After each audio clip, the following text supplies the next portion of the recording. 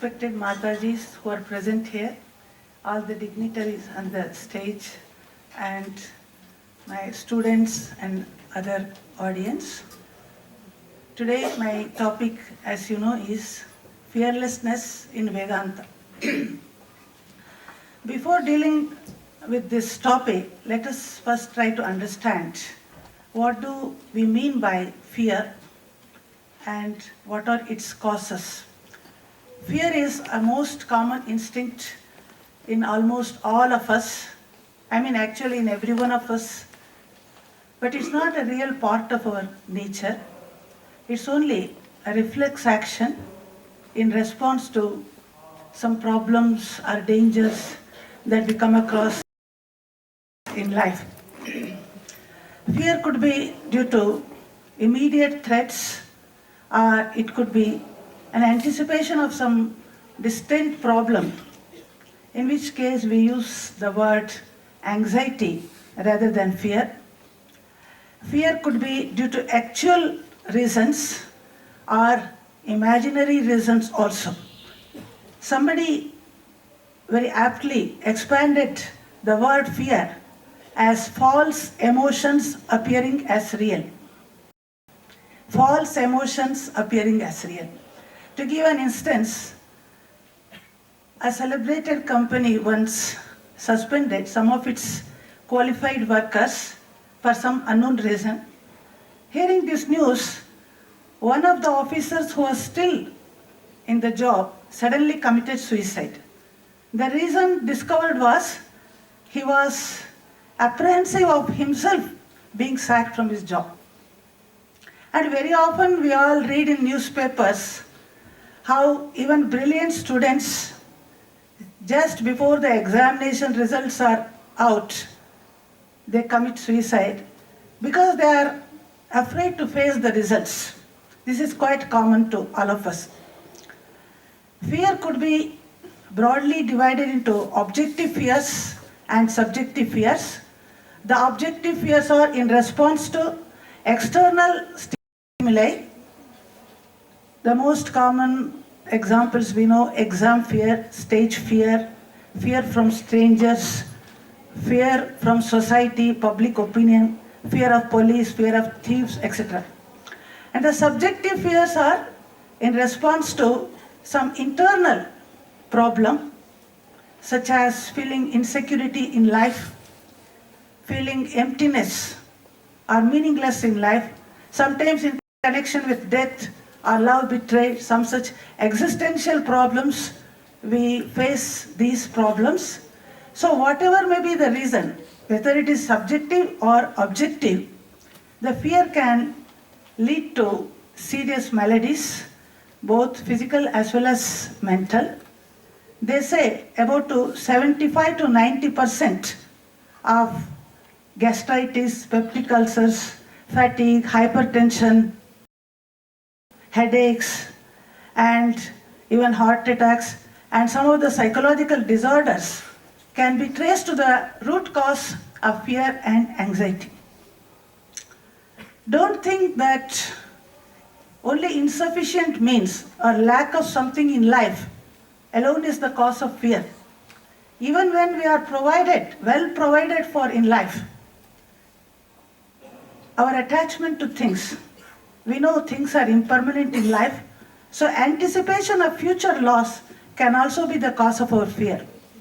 A famous poet in Sanskrit by name Bhartrhari, he tells in Niti Shataka, he gives a big list of the causes, the possible causes of our fears. Bhoge roga bhayam, kule chuti bhayam, vitte nrupalad bhayam, mane dainya bhayam, etc., etc., a big list. And finally he says, sarvam vastu bhayanvitam bhuvindranam vairagyameva abhayam. Even when we have enjoyment and prosperity, we are afraid of disease. If we are born in a high lineage, we are afraid that we may lose prestige for some reason. In having wealth, we are afraid of robbers. In having name and fame, we are afraid of bad reputation. In strength, we are afraid of stronger people. who can do some harm to us. In beauty, if you have a beautiful body, you are afraid of diseases and old age. And if you are a great scholar, you are afraid of somebody more scholarly than you who can defeat you in argument. Even if you are a virtuous person, you are afraid of wicked people. And in possessing a body itself, you are afraid of death. So, everything in this world is capable of inducing fear in us.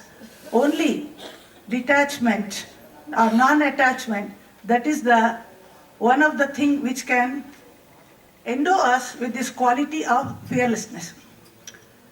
Not only ordinary mortals like us, even eminent persons are subject to the attack of fear.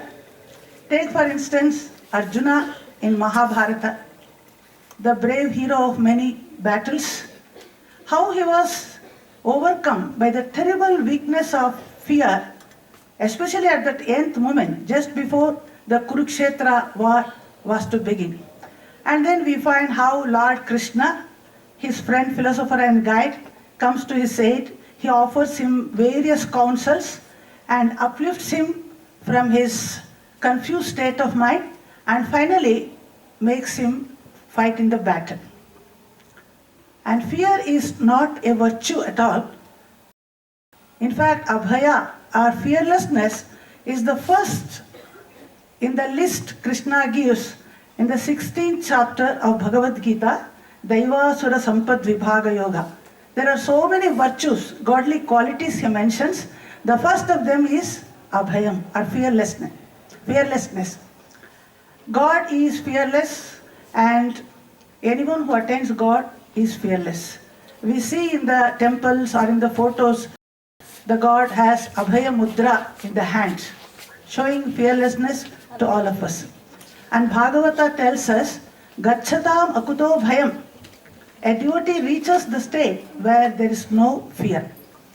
Among all religions and philosophies of the world, in Vedanta alone, there is absolutely no scope for any fear, because Vedanta tells us we are Brahman, and Brahman is Abhayam, the very source of all of us. In the Brihadaranyaka Upanishad, sage Yagnavalka tells King Janaka, Abhayam vai praptosi Janaka. You have attained to the state of fearlessness. So Abhi, or fearlessness, that is the watchword of Vedanta. Man is subject to various sorts of fears which tend to crush him. Fear is only a weakness. Weakness cannot be removed by adding more of weakness. Strength is the remedy. Now, what type of strength is the next question? Human strength resources are said to be of three levels: physical strength, intellectual strength, and spiritual strength. If you are physically strong, then you can fight many of your enemies in the physical plane. And if you are intellectually strong, then you can resist many of the stresses and strain on the intellectual level. But it is the spiritual strength which is the most effective in combating all sorts of fears permanently in us. Now, how can we attain the spiritual strength? The Vedanta tells us, Atmana Vindate Viryam. Strength comes from the knowledge of Atman. So Vedanta holds that the goal of life is to realize our real nature as divine, as Atman, which is the source of all strength, purity, and knowledge. But how can we realize this? It's not enough to know that we are divine. Divinity is hidden inside us. Infinite potentialities are lying dormant within us. We have to discover it. We have to manifest it in our day-to-day life to become fearless. So Swami Vivekananda often narrates the story of Alexander the Great, who had an interaction with a great sage in a lonely forest, and highly impressed by the knowledge of the sage, he invited him to his country. But the sage flatly refused, in spite of many attractive offers, tempting offers by the emperor. Then Alexander wanted to frighten the sage by exhibiting his might, that he would immediately kill him if he refuses to submit to his wish. Then the sage laughed, it seems, and said, "Oh, king, you never uttered such a lie in your life, perhaps. Because you can't kill me, the real me, the Atman. At best, you can destroy this physical frame of mine, that's all." An incident in the life of Swami Vivekananda also can be recollected in this connection. That was when Swamiji was staying at Benares. In those days, in Benares, there were many monkeys, you know. One day when Swamiji was walking in the road, some monkeys took into their brain to chase him. Even a great person like Swamiji, he had this instinct of fear and he thought of running. Then he suddenly heard a loud voice asking him to stop and face the brutes. Then, when Swamiji turned back and boldly faced those monkeys, then it was the turn of the monkeys to flee. So that shows when we are afraid of any situation, the situation will take an upper hand over us. And when we boldly and fearlessly face the same, the situation will fall short of us and we win. So Swamiji says, "What makes you weep, my friend? In you is all the power that can move the world." He says, "Strength is life, weakness is death. Reject anything that weakens you as poison." He says, why are we afraid? We are afraid because we are weak, ignorant, and we believe ourselves to be limited beings. But you are Atman, eternally free. Realize this and be free and be fearless. So the more spiritual you are, the stronger you become and more fearless you are. Nachiketa in the Kathopanishad was the favorite example which Swamiji often quoted. You know, we ordinary mortals are terrified at the mere mention of the word death. And just think of this young boy Nachiketa. He is not at all afraid of Yama, the Lord of Death, and he seeks an audience with him and he wants to solve the mystery of death. Now, what made Nachiketa fearless? The Upanishad tells us it is the Shraddha in Nachiketa that made him fearless. It was his purity, his austerity, and his brahmacharya, which made him not only fearless, he made him resistant against the attack of all those temptations which Yama offered to him. So, that shows, similarly, if we too possess Shraddha, we become fearless. If we have purity, we become fearless. And also, conviction in the power of goodness, that ultimately good alone prevails over evil. Truth prevails over untruth is absolutely necessary to make us fearless in this world. Fear is only a negative emotion, you know. We are all endowed with the power of imagination. By improper use of this faculty, we have created many of our fears ourselves. Though baseless, these fears they are capable of disturbing us and destroying our peace of mind. So our minds can be trained to have positive thinking and right sort of imagination to overcome these fears or to sublimate them. Patanjali, the master of yoga, tells we can start awakening the contrary thoughts to neutralize these base fears, what is called Pratipaksha Bhavana. Vedanta also tells that we can overcome the fear of death or destruction by knowing the truth that we are Atman. Atman can neither kill us nor be killed by others. Nayam Hanyate. They say it cannot kill us, nobody can kill us, or we can't kill others, because in reality we are that Atman. We only have to assert this truth that we are Atman. And suppose you are a devotee, you can think you are a child of God, always protected by a higher power, and nothing in this world can really harm you. So faith and surrender to God or a higher power also helps us to overcome fear in our day-to-day life.